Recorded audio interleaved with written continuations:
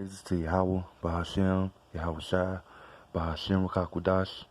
Double honors to the apostles and elders of Great Millstone, and peace and blessings to the hopeful elect of the nation of Israel, alright? It says, from an article today that was posted, it says 19 minutes ago. I've been reading this for a while. It's probably been at least 30 minutes ago that this article was uploaded on BBC.com, alright? It says, fears of the U.S. coronavirus outbreak rise after second death. All right.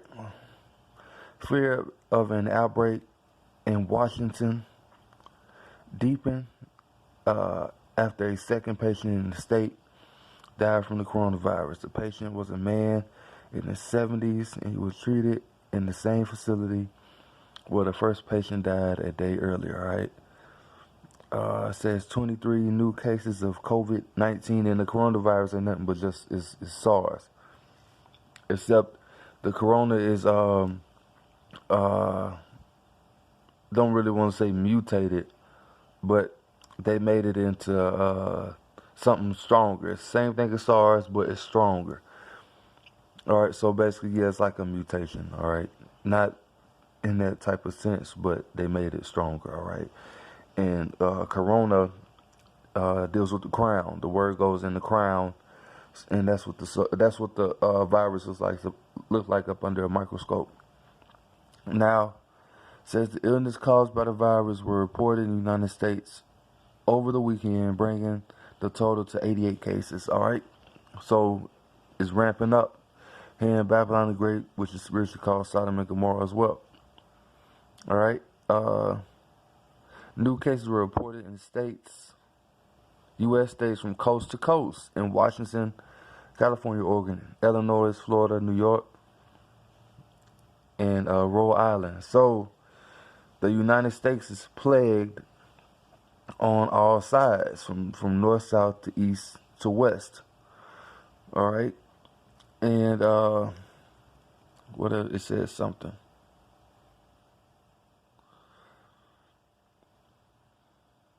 Now I'm going to go down. It says researchers have studied the two Washington deaths have said the virus may have been spreaded.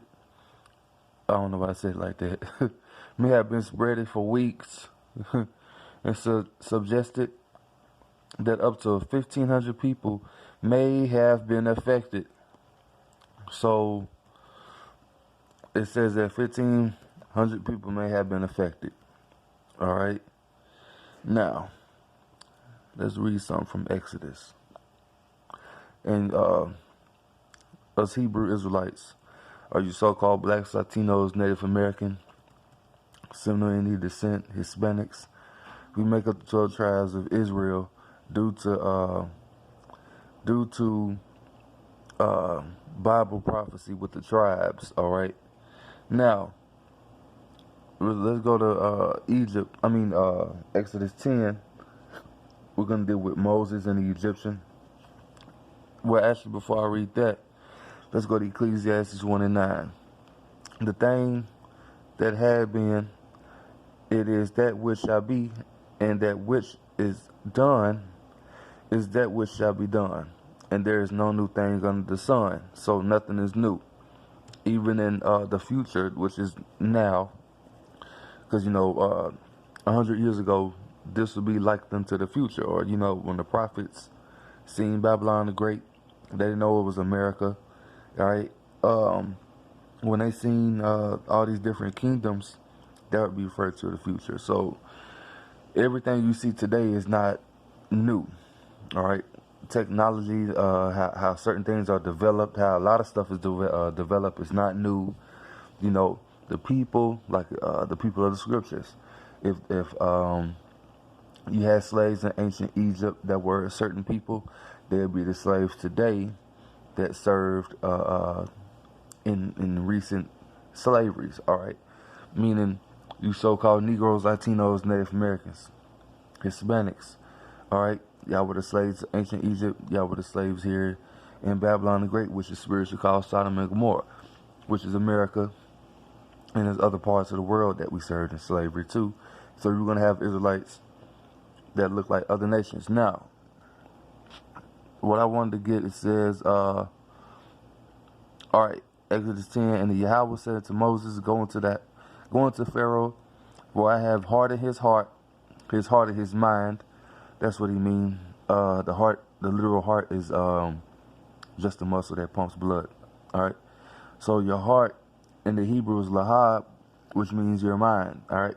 So the Lord hardened Pharaoh's mind to not let the children of Israel go, in the heart of his servants, that I might show these my signs before him. So the Lord is going to plague Egypt, and he hardened Pharaoh's heart so that the Lord can show him his signs. You know about the plagues of the locusts, the frogs, turning the water into blood. You know, well, the coronavirus. Ooh, slack it. I sneezed. Hold on 1 second. Damn. You know what, fuck it, I'll blow my nose after. So the coronavirus will be like unto that plague. Actually, it's a pestilence that isn't known. All right, because, you know, it speaks about in Matthew, the 24th chapter, pestilence and plagues, or, you know what? Salakia. I don't want to just... Oh, shit, I forgot to spell pestilence.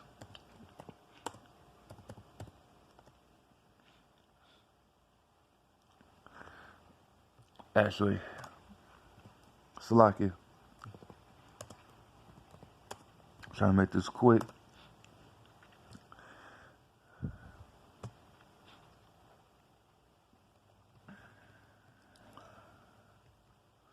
Now, it says, Matthew 24:7, for nation shall rise against nation, that's what we're hearing about now, and kingdom against kingdom. And there shall be famines and pestilences and earthquakes in diverse places. So, this coronavirus is a major pestilence, all right? Now,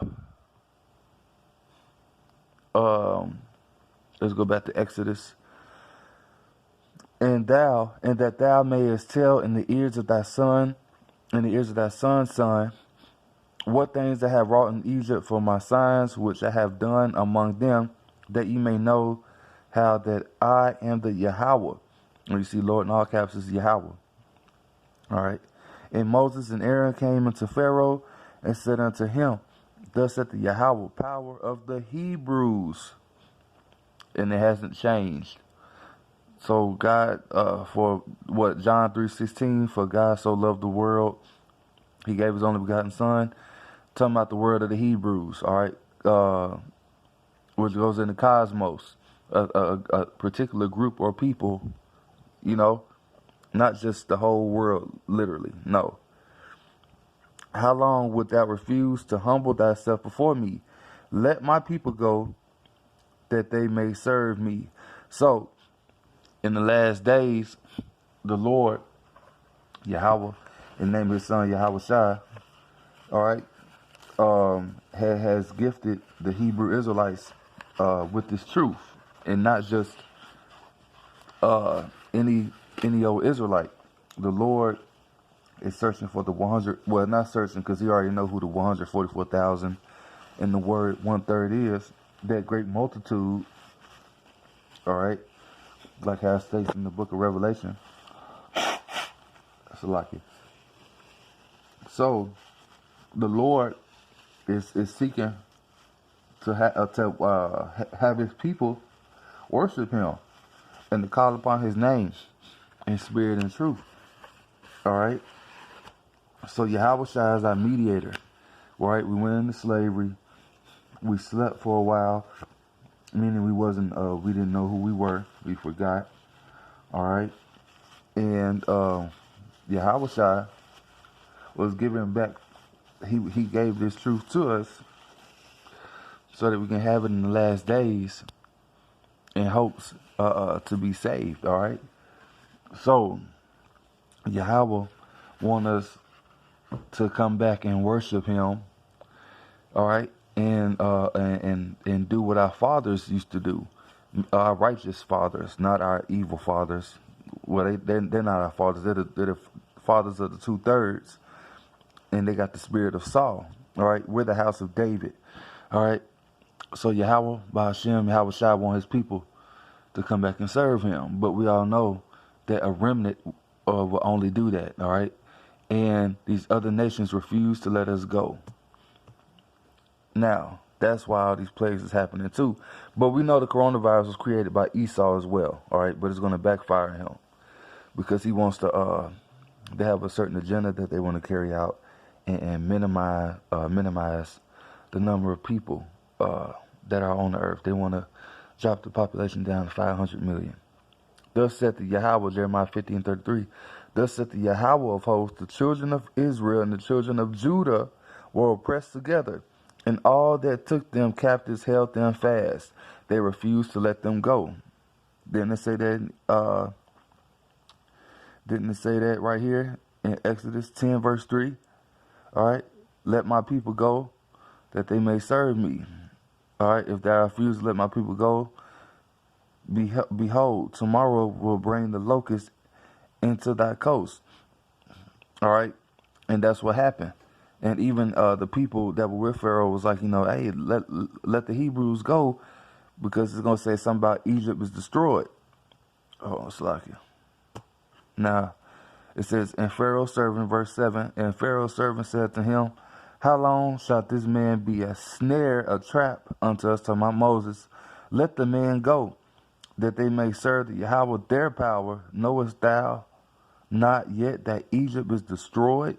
So the Lord is destroying Babylon the Great with this plague. Is going to ramp up, but ultimately He's going to destroy Babylon the Great, America, which is spiritually known as Sodom and Egypt in the book of Revelation, chapter 11. He's going to destroy it by fire, Revelation, the 18th chapter. All right. So Judah, the children of Israel represents you northern kingdom, you so-called Native Americans, Seminole Indians, Hispanics, Latinos, all right, Taino descent, and so on and so forth. All the indigenous tribes of South America, North America, Puerto Rico, and so on and so forth. Jamaica. Well, Jamaica represents Benjamin, the tribe of Benjamin, which is the southern kingdom. All right. So our enemies refuse to let us go. They refuse to tell us that we're the Hebrew Israelites. They help forward our affliction. All right. Isaiah 31:1. Woe to them that go down to Egypt for help. And it's talking about our people. Our people believe in the ways of Babylon the Great. They believe in America. All right. They participate in homosexuality. They vote. They give in to